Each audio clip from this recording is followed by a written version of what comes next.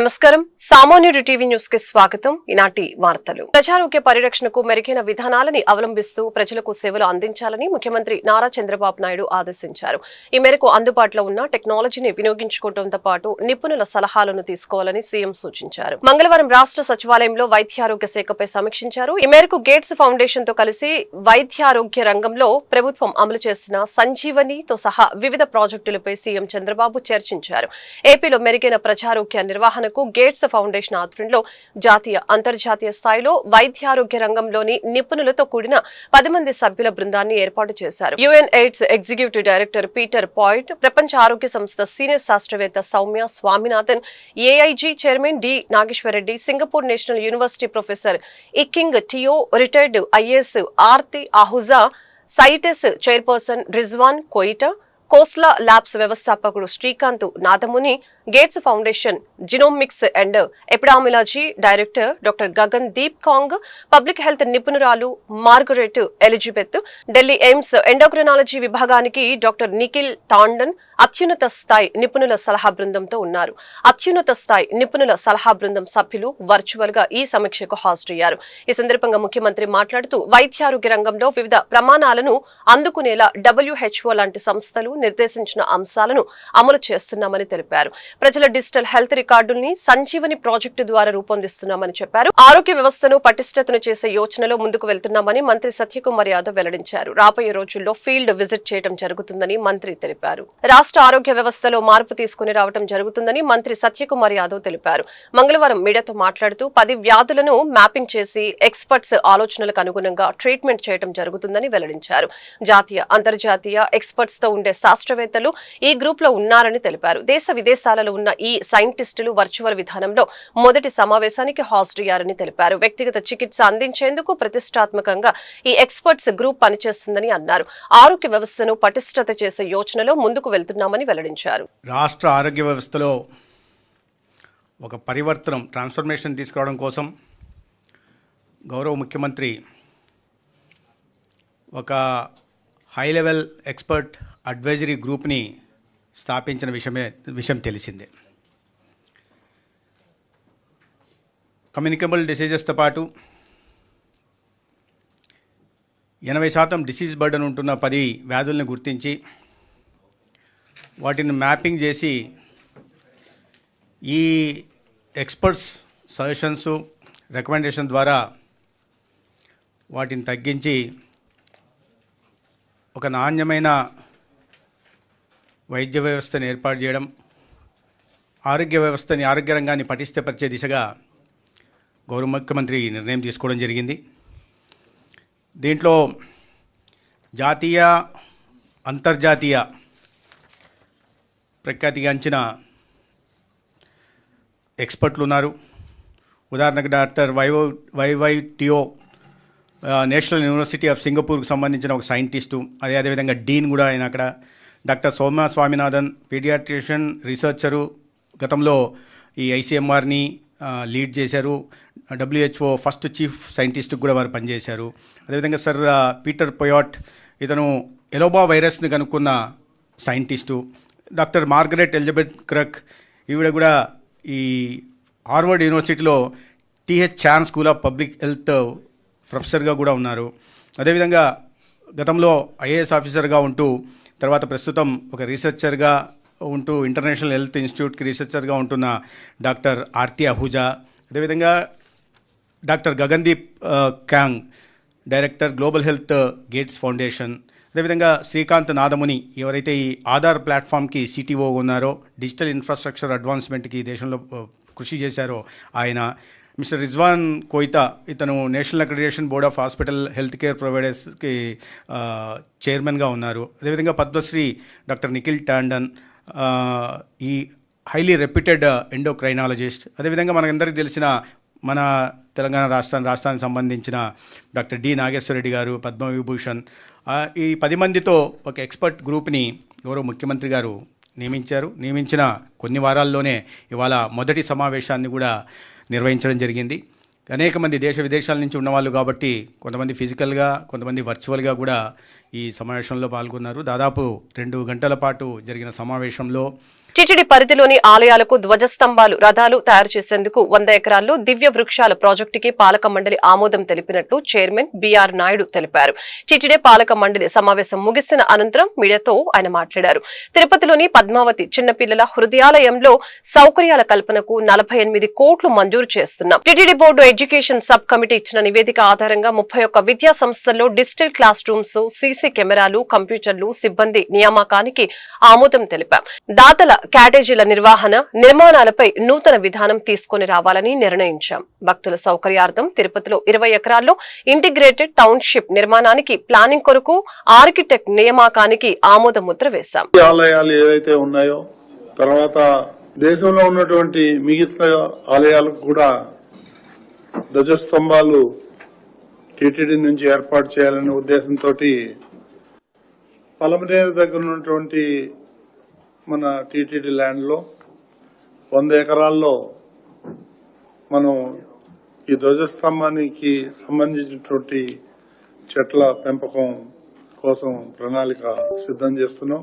తిరుపతిలోని పద్మావతి చిన్నపిల్లల హృదయాలు ఏదైతే హాస్పిటల్ ఉందో అత్యాధునిక సౌకర్యాలతో దాన్ని తయారు చేయాలనేటువంటి ఉద్దేశంతో ఇంకో 48 కోట్లు శాంక్షన్ చేయడం జరిగింది. టీటీడీలోని 31 విద్యా సంస్థల్లో డిజిటల్ క్లాస్ రూమ్లు, సీసీ కెమెరాలు, కంప్యూటర్లు, అందుకు అవసరమైనటువంటి సాఫ్ట్వేర్ ఇవన్నీ కూడా సిబ్బంది తదితర సౌకర్యాలు కల్పించేందుకు ఆమోదం తెలపడం జరిగింది. తలకోనలో ఉన్నటువంటి సిద్ధేశ్వర స్వామి ఆలయం నిర్మాణ పనులు 2వ దశలో 14.10 కోట్లతో ఇప్పుడు మంజూరు చేయడం జరిగింది.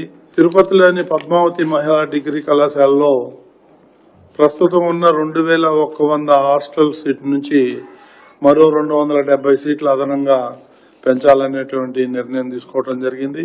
టీటీడీ ఇంజనీరింగ్ విభాగంలో 4 కేటగిరీల్లో ఉన్నటువంటి 60 పోస్టులకు రిక్రూట్మెంట్ చేయటం కూడా జరుగుతుంది త్వరలోనే. తిరుమలకు వచ్చే దారులు ఏవైతే ఉన్నాయో అవన్నీ కూడా రిపేర్లు చేయటం, బ్యూటిఫికేషన్ చేయటం అవన్నీ కూడా టీటీడీ బాధ్యత తీసుకుంటుంది. టీటీడీ ఎస్వి జూనియర్ కళాశాల, ఎస్విడబ్ల్యూ జూనియర్ కళాశాల, డే స్కాలర్ మధ్యాహ్న భోజనం వీళ్ళందరికీ కూడా మధ్యాహ్నం భోజనం అందించాలనేటువంటి నిర్ణయం కూడా తీసుకోవడం జరిగింది. తిరుమలలోను కాలిబాటలో ఉన్న పురాతన గల నిర్మాణాల పరిరక్షణ కొరకు ప్రత్యేకంగా ఒక విభాగం ఏర్పాటు చేసి అనుభవం గల అధికారుల నియమానికి వాళ్ళకి ఆర్థికంగా వెనుకబడిన వారికి సీఎం రిలీఫ్ ఫండ్ అండగా నిలుస్తుందని ఏపీ మంత్రి అనగాని సత్యప్రసాద్ అన్నారు. బాపట్ల జిల్లా రేపల్లిలోని తెలుగుదేశం పార్టీ కార్యాలయంలో 41 మందికి 86 లక్షల విలువైన చెక్కులను మంత్రి అందజేశారు. ఇప్పటి వరకు ఈ నియోజకవర్గంలో సీఎంఆర్ఎఫ్ ద్వారా 10 కోట్లు ఇచ్చినట్లు చెప్పారు. 5 ఏళ్ల వైకాపా పాలనలో ఏ పేదవాడికి సీఎం రిలీఫ్ ఫండ్ అందలేదని అన్నారు. కోటి సంతకాలు అంటూ వైకాపా నేతలు నాటకాలు మొదలు పెట్టారని మంత్రి విమర్శించారు. 2 ఏళ్లలో మెడికల్ కాలేజీల నిర్మాణాన్ని కూటమి ప్రభుత్వం పూర్తి చేస్తుందని అన్నారు. వైకాపా అధికారంలో ఉన్నప్పుడు ఒక్క మెడికల్ కాలేజీ కూడా పూర్తి చేయలేదని అన్నారు. జగన్ కు అప్పట్లో రిషికొండపై ఉన్న శ్రద్ధ మెడికల్ కాలేజీలపై లేదని విమర్శించారు. 2019 నుంచి 24లో రాష్ట్రాన్ని అధికారంలోకి తీసుకువెళ్లారని అన్నారు. కూటమి ప్రభుత్వం వచ్చాక రాష్ట్రం అన్ని రంగాల్లో అభివృద్ధి పదంలో ఉందని చెప్పారు. రానున్న రోజుల్లో విశాఖ ఐటీ హబ్ గా మారుతుందని అన్నారు. రోడ్ల మీద దేనిగా కోటి సంగతికాలని అడుగుతా ఉన్నాను. అంటే 5 సంవత్సరాల్లో కేవలం 500 కోట్లు ఖర్చు పెట్టి వాళ్ళు 5 మెడికల్ కాలేజీలు కూడా పూర్తి చేయనటువంటి పరిస్థితి వాళ్ళది. కేంద్ర ప్రభుత్వం కూడా నిన్ను హర్షించిందో పార్లమెంట్ లో కూడా పీపీపీ మోడల్ అనేది ఎలా ఉంటుంది, దాని వచ్చే ఫలితాలు ఎలా ఉంటాయని చెప్పేసి చెప్పింది. దాని ముందనే ఊహించి గౌరవ ముఖ్యమంత్రి చంద్రబాబు నాయుడు గారు పీపీపీ ద్వారా అయితే 2 నెలల్లో పూర్తి చేస్తాం, వైసీపీ వాళ్ళు ఇస్తున్నటువంటి ప్లాన్ అయితే 25 సంవత్సరాలు అవుతుందో అది కేవలం 2 సంవత్సరాలు పూర్తి చేసి ఆ 25 సంవత్సరాలు దాదాపుగా 15 కోట్ల పైచిలకు ఎవరైతే ఇబ్బంది పడుతున్నారో వాళ్ళకి ఉచితంగా ఫ్రీ సీట్లు కూడా 42% నుంచి 50% పెరిగి ఉచితంగా చదువుకోవడానికి కానీ అలాగే ఒక మంచి క్వాలిటీ డాక్టర్స్తో వైద్యం అందించే విధంగా ఈ యొక్క ప్రణాళికతో పీపీపీ మోడల్తో ఒక ప్రణాళిక వేసుకుని ముందుకు వెళ్తూ ఉంటే వీళ్ళు ఊరికైనా ఎటు మంచి చేయలేదు వాళ్ళ గతంలో. రాబోయే రోజుల్లో జీవితంలో ఎప్పుడన్నా 50 సంవత్సరాల తర్వాత కరుణించినా కూడా ఆ పార్టీ ఎవరికి మంచి చేసే పార్టీ కాదని చెప్పి అతను పాతాళాలను నొక్కేసిన తర్వాత కూడా కోటి సంతకాలని చెప్పి 10 మంది తిరుగుతా ఈరోజు అంతా కూడా అంటే తప్పుడు ప్రచారం తీసుకెళ్తాం. ఎడ్యూసిటీ కోసం ₹1 కూడా తీసుకోకుండా 136.33 ఎకరాల భూమిని ఇచ్చిన పూసపాటి కుటుంబానికి మంత్రి నారా లోకేష్ కృతజ్ఞతలు తెలిపారు. మంగళవారం నాడు జీఎంఆర్ మాన్సాస్ ట్రస్ట్ మధ్య ఏవియేషన్ ఎడ్యూసిటీకి సంబంధించి ఒప్పంద కార్యక్రమం జరిగింది. ఈ సందర్భంగా మంత్రి లోకేష్ ప్రసంగిస్తూ కీలక కామెంట్స్ చేశారు. రాష్ట్ర విభజనతో చాలా నష్టపోయామని అన్నారు. కానీ సీఎం చంద్రబాబు పరిపాలన దక్షతతో ఇప్పుడు మన రాష్ట్రానికి పెద్ద ఎత్తున పెట్టుబడులు వస్తున్నాయని చెప్పారు. ఐటీ కంపెనీలన్నీ భీమిలికి క్యూ కట్టాయని మంత్రి లోకేష్ పేర్కొన్నారు. జీఎంఆర్ ఉత్తరాంధ్ర ముద్దు బిడ్డ అని, ప్రపంచంలో గొప్ప పారిశ్రామికవేత్తగా ఆయన ఎదిగారని కొనియాడారు. హైదరాబాద్ లోని ఇంటర్నేషనల్ ఎయిర్పోర్ట్ ను జీఎంఆర్ కట్టారని అన్నారు. ప్రపంచంలో సివిల్ ఏవియేషన్ లో తెలుగువారు 25% ఉండాలనేది తమ ఆశగా పేర్కొన్నారు మంత్రి లోకేష్. ఈ కారణంగానే విజయనగరంలోని మాన్సాస్ ట్రస్ట్ కూడా భూమిని ఉచితంగా ఇచ్చిందని అన్నారు. ఇక్కడే ఎడ్యూసిటీని ఏర్పాటు చేయాలని మాన్సాస్ ట్రస్ట్ వారు కోరారని, కనీసం ₹1 కూడా తీసుకోకుండా 136.33 ఎకరాలు ఇచ్చారని తెలిపారు. ఇంత పెద్ద మొత్తంలో భూములిచ్చిన పూసపాటి కుటుంబానికి మంత్రి లోకేష్ కృతజ్ఞతలు తెలిపారు. ఏకంగా జేవీలు ఏర్పాటు చేసుకుని ఇక్కడికి వచ్చి చంద్రబాబు నాయుడు గారిని కన్విన్స్ చేసి, లేదు మేము కట్టగలుగుతాం, కేవలం భారతదేశంలోనే కాదు ప్రపంచంలో ఒక నంబర్ 1 ఎయిర్పోర్ట్ మేము హైదరాబాద్ లో కట్టి తీరుతామని ఒక పట్టుదలతో కట్టి ఈ రోజు తెలంగాణ జీడీపీకి సుమారు 12% కాంట్రిబ్యూషన్ చేస్తుంది హైదరాబాద్ జీఎంఆర్ ఎయిర్పోర్ట్. ఆనాడు చాలా మంది ఎగతాళి చేశారు, ఎయిర్పోర్ట్ కి 5,000 ఎకరాలు అవసరమా అని అడిగారు. వాళ్ళందరూ ఒకటే సమాధానం ఇస్తున్నా. ఈ రోజు వెళ్ళి చూడండి శంషాబాద్ ఎయిర్పోర్ట్ ఎలా డెవలప్ అయింది.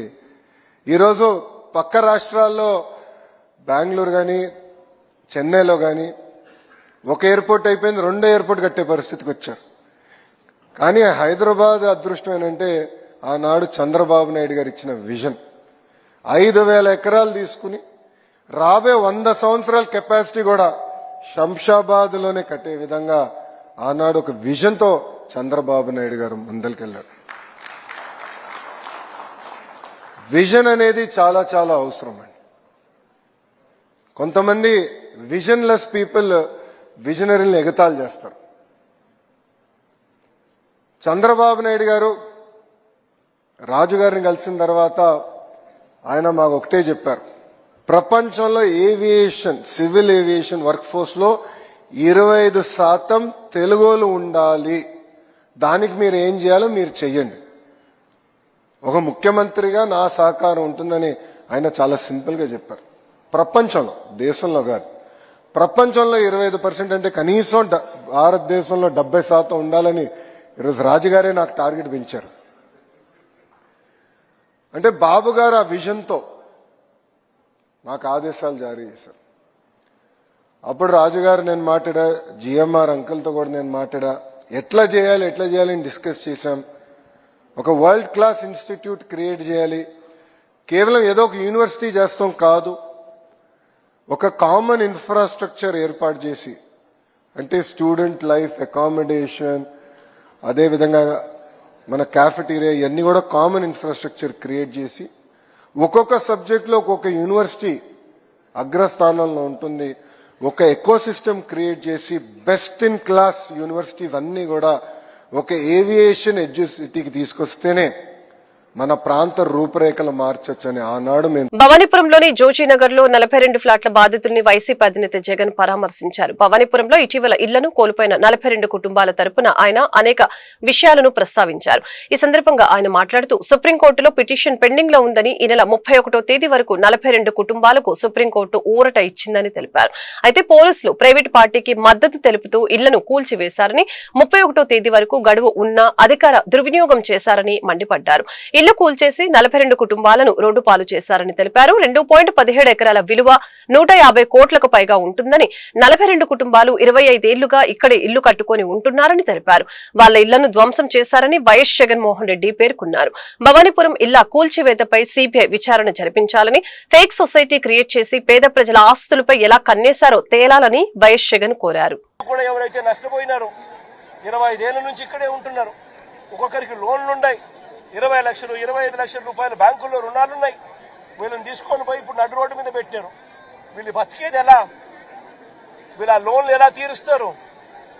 రాష్ట్ర ప్రభుత్వం కనికరం చూపించని ఈ పరిస్థితి నుంచి వీళ్ళ పరిస్థితి మారాలి. వీళ్ళందరికీ కూడా ఇమ్మీడియట్లీ ఇక్కడే గవర్నమెంట్ రావాలి. వీళ్ళకి సంబంధించిన లోన్లన్నీ కూడా గవర్నమెంట్ తన రెస్పాన్సిబిలిటీ కింద గవర్నమెంటే కట్టేట్టుగా తీసుకోవాలి. నష్టపోయిన వీళ్ళందరికీ కూడా ఇక్కడే స్థలాలు ఇస్తారా, లేకపోతే ఇలాంటి స్థలమే ఇంకో చోట ఇచ్చి ఇంకో ఇల్లు కట్టించి వీళ్ళకి న్యాయం చేస్తారా అన్నది గవర్నమెంట్ డిసైడ్ చేసుకోవాలి. చంద్రబాబు నాయుడు గారు గట్టిగా ఒకటే చెప్తా ఉన్నా, అయ్యా చంద్రబాబు, నువ్వు గన ఈ కార్యక్రమం చేయకపోతే రేపొద్దున మా ప్రభుత్వం వచ్చిన తర్వాత, వైఎస్ఆర్సీపీ ప్రభుత్వం వచ్చిన తర్వాత ఖచ్చితంగా చెప్తా ఉన్నాను, ఇదే ఎంక్వైరీ మేమేస్తాం, మిమ్మల్ని కోర్టు ముందర దోషులుగా నిలబెట్టడమే కాకుండా వీళ్ళందరికీ కూడా, బాధితులందరికీ కూడా కంటికి రెప్పలా మేమంతా కూడా కాపాడుకుంటూ, వీళ్ళందరూ కూడా ఎవరైతే నష్టపోయినారో ప్రతి ఒక్కరికి కూడా ఆ నష్టంలో ప్రభుత్వం భాగస్వామ్యమై వీళ్ళందరికీ తోడుగా ఉంటుందని చెప్పి బాధితుల తరఫున మీ జగనన్న మాటిస్తా ఉన్నాడు అని చెప్పి ప్రతి బాధితుడికి కూడా నేను చెప్తా ఉన్నాను.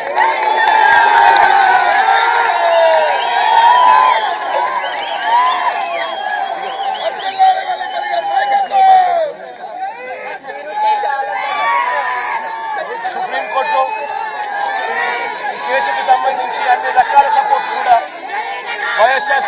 వైఎస్ఆర్సీపీ తరఫున న్యాయానికి సంబంధించిన సుప్రీంకోర్టులో కానీ హైకోర్టులో కానీ వీళ్ళ తరఫున ఆర్గ్యూ చేసే దానికోసం లాయర్ల దగ్గర నుంచి ప్రతి ఒక్కరికి న్యాయం తరఫున ప్రతి ఒక్కరికి కూడా అన్ని రకాల సహాయ సహకారాలు కూడా కొనసాగిస్తామని కూడా తెలియజేస్తాం.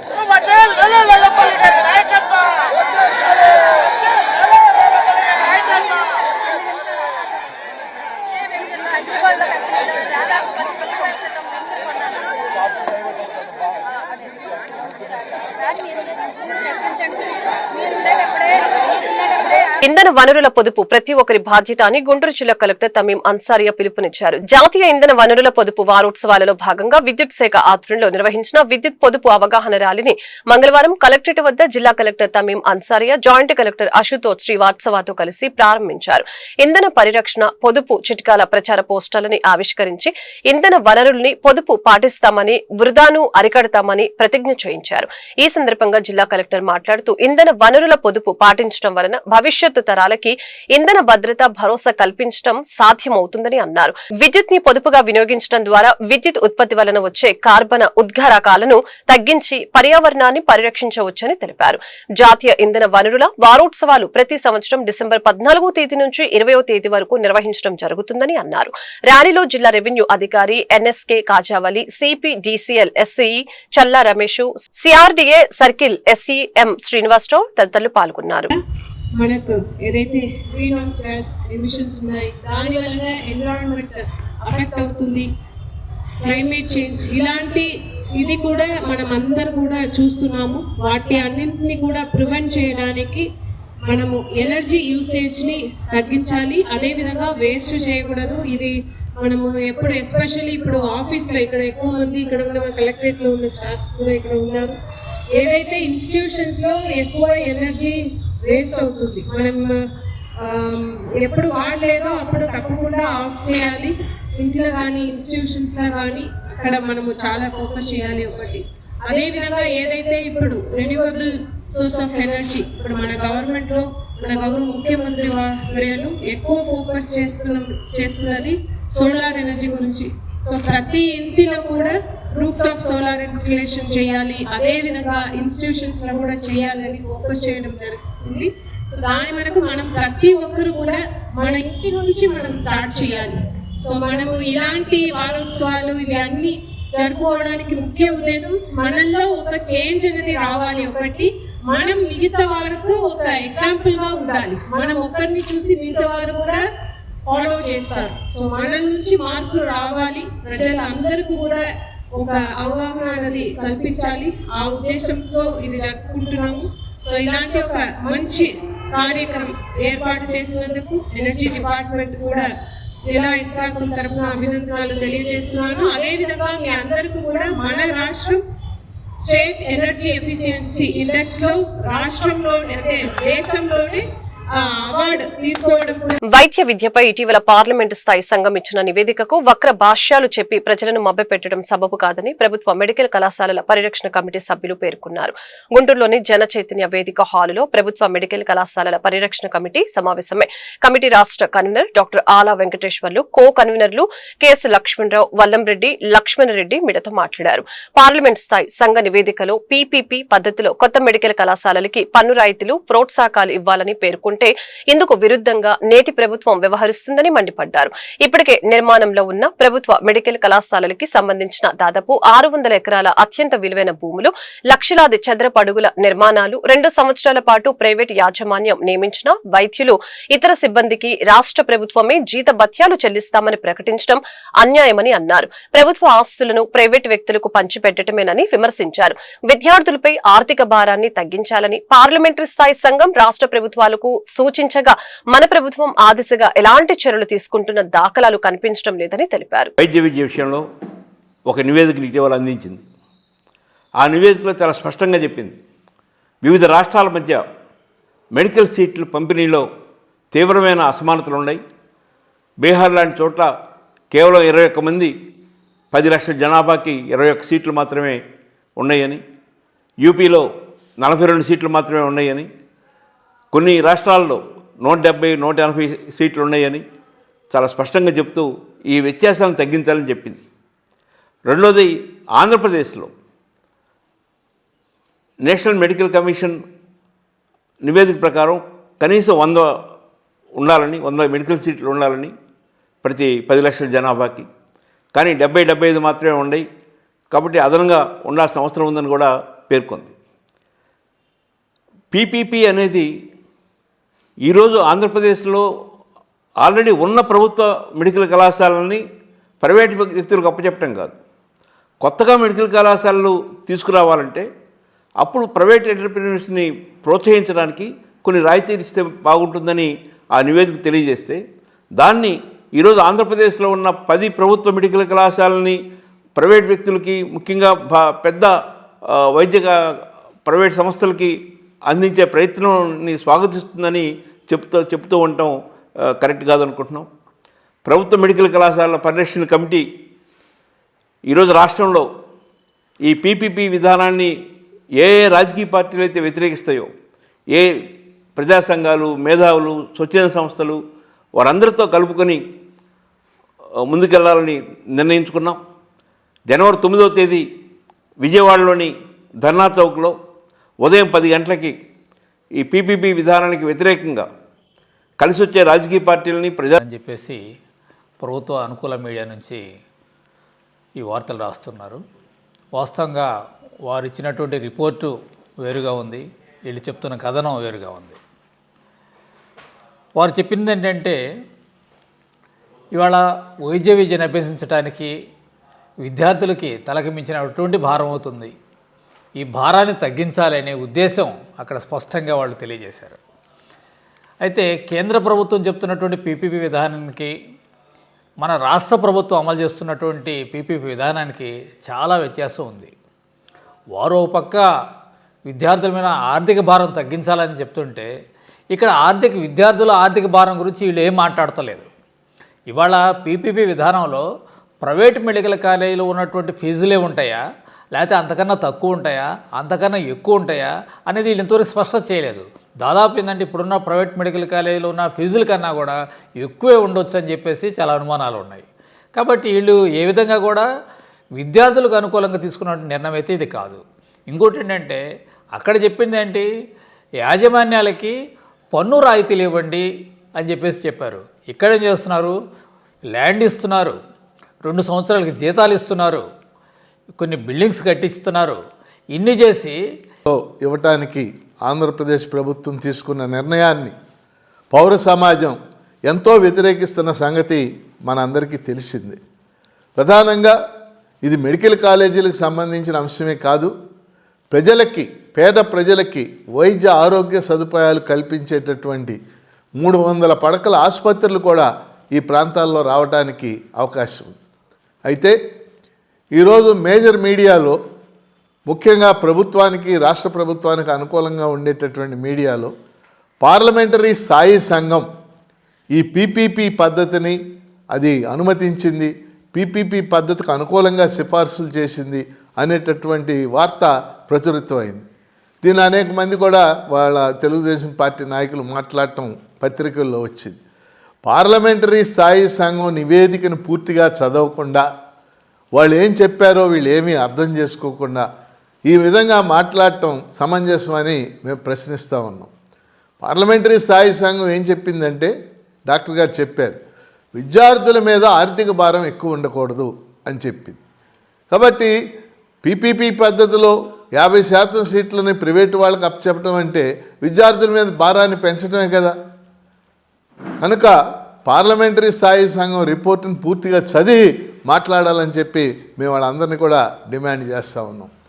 అలాగే ఈరోజు నిన్న చంద్రబాబు నాయుడు గారు ఒక మీటింగ్లో మాట్లాడుతూ పీపీపీ పద్ధతిలో ఇచ్చినప్పటికి కూడా మెడికల్ కాలేజీలు ప్రభుత్వ అధీనంలోనే ఉంటాయి అనేది చెప్తున్నాడు. అది ఎలా సాధ్యమయ్యేటటువంటి విషయం? మేము ఆయన ప్రశ్నిస్తూ ఉన్నాం.